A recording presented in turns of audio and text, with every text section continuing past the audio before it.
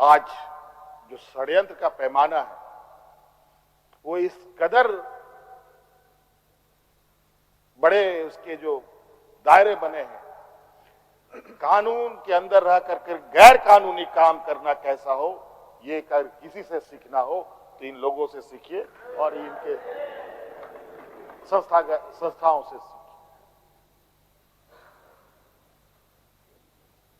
मैं तो कहता हूं, मैं फिर से कहता हूं कि आप लोग दस्तावेज लाइए सदन में, या आपने ईडी और सीबीआई को सपोर्ट कीजिए और कोर्ट में पेश करें।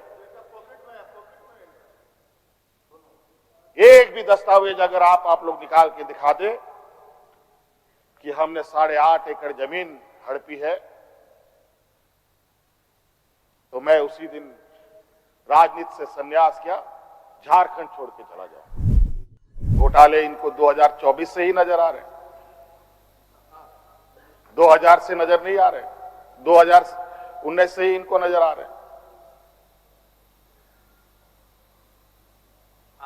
आज ये नहीं चाहते अध्यक्ष महोदय,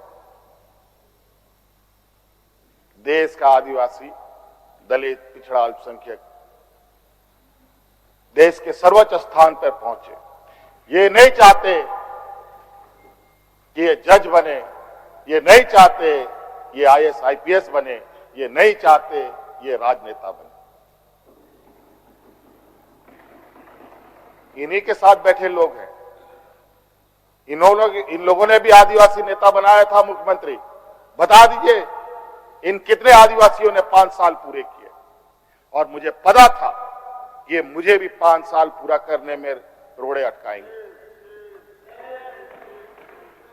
और नतीजा ये हुआ आखिरी सांस तक कुछ भी करो 5 साल पूरा नहीं होना चाहिए, रिकॉर्ड में नहीं लिखना चाहिए, रजिस्टर में नाम नहीं आना चाहिए।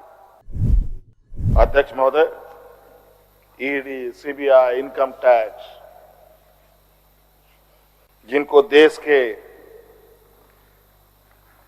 विशेष और काफी संवेदनशील व्यवस्थाएं कही जाती है, जहां करोड़ों रुपया, 12 लाख 14 लाख करोड़ रुपया डकार कर इनके सहयोगी विदेश में जाके बैठे हैं, उनका एक बाल बाका करने का औकात इनके पास नहीं है।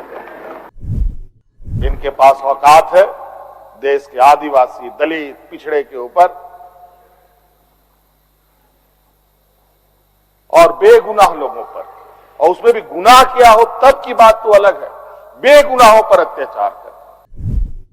मैं आंसू नहीं बहाऊंगा, आंसू वक्त के लिए रखूंगा। आप लोगों के लिए आंसू का कोई मतलब नहीं। आदिवासी दलितों का, पिछड़ों का, आदिवासी के आंसुओं का कोई मोल नहीं।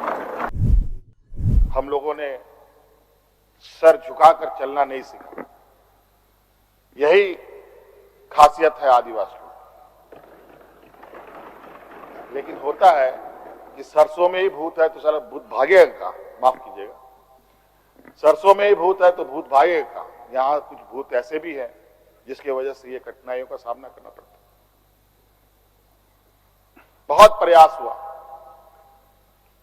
जब जब हम लोगों ने अलग राज्य का परिकल्पना किया तब भी इन लोगों ने हंसी उड़ाई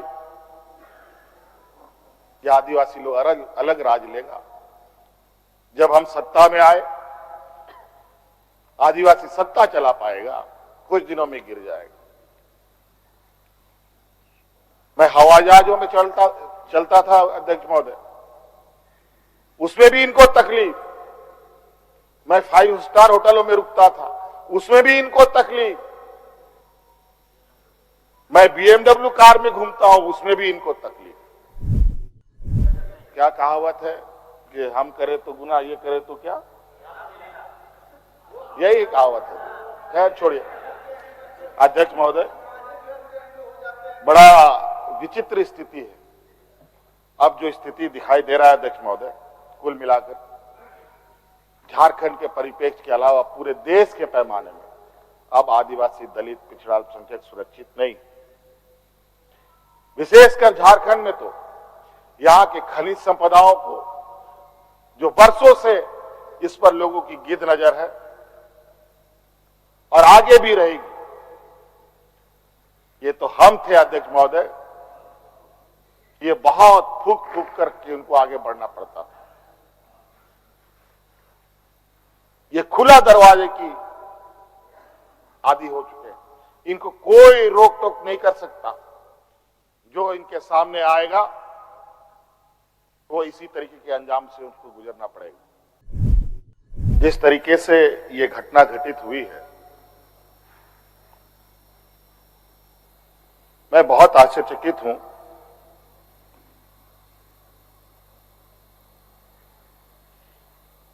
इसलिए कि मैं एक आदिवासी वर्ग से आता हूं। नियम कायदे कानून की जानकारी का थोड़ा अभाव रहता है। बौद्धिक क्षमताएं अभी हमारे विपक्ष के बराबर हम लोगों की नहीं है, लेकिन सही गलत की समझ तो हर इंसान भी रखता है, हर जानवर भी रखता है। अगर है हिम्मत सदन में तो कागज पटक कर दिखाएं कि 8.5 एकड़ का जमीन हेमंत सोरेन के नाम पर है। अगर होगा मैं उस दिन से राजनीति से इस्तीफा दे दूंगा। अध्यक्ष महोदय, जब राजनीतिक रूप से ये नहीं सकते हैं तो ऐसे ही बैकडोर से हमला करते हैं, पीठ पर हमला करते हैं।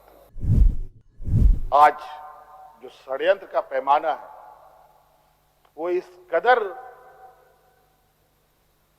बड़े उसके जो दायरे बने हैं, कानून के अंदर रह कर गैर कानूनी काम करना कैसा हो, ये कर किसी से सीखना हो तो इन लोगों से सीखिए और इनके संस्थाओं से सीखिए।